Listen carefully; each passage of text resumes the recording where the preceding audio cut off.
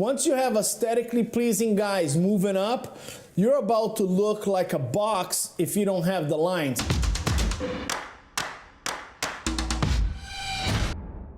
What's up guys and welcome. You are watching Fazi Fitness. You guys should watch the latest episode of Mr Olympia TV. Tarek is an ifbb judge and Chris Cormier is a legend.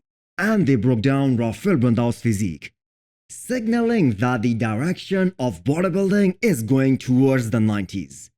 Mass with class, aesthetics and flow. And who represents that in the current lineup? Guys like Samson, Andrew and Rafael. Do not underestimate Rafael guys. He is a shape guy and he already showed the bodybuilding world what he is capable of by cracking top 10, that too on his first try. So based on the direction of bodybuilding and the judging, Rafael can definitely move up some places this year.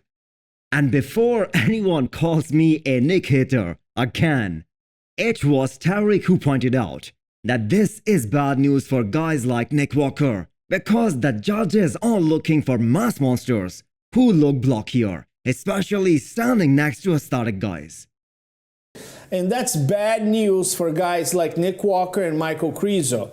The best thing for those guys is those big monsters, such as Big Ramy winning the show. And Samson Dauda have made so many fans after winning the Arnold Classic. It is unbelievable. He is the first British bodybuilder to ever win this show, which is a huge accomplishment.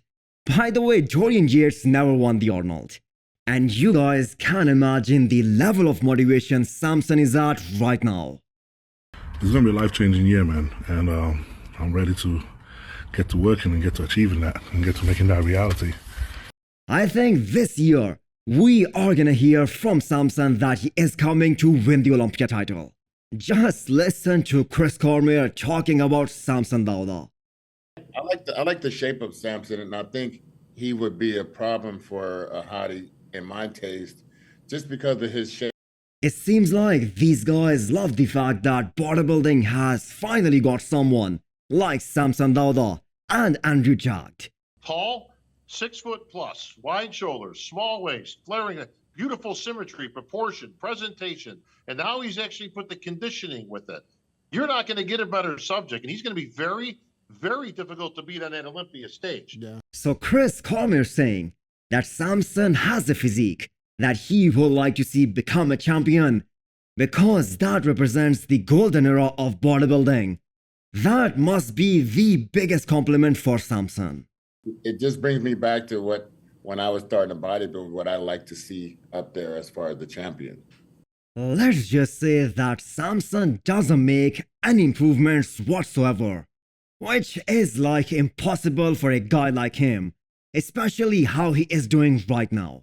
Well, let's just assume the worst, that Samson brings exactly the same look, but even if he brings a little better condition, he is gonna be a nightmare for many of the top guys this year. But Samson can do everything about his conditioning, and he did. And he brought it enough. Listen, he wasn't 100%, but he wasn't far off, and it was enough that he's easily in the winner's circle because he's got attributes those other guys can't get right now.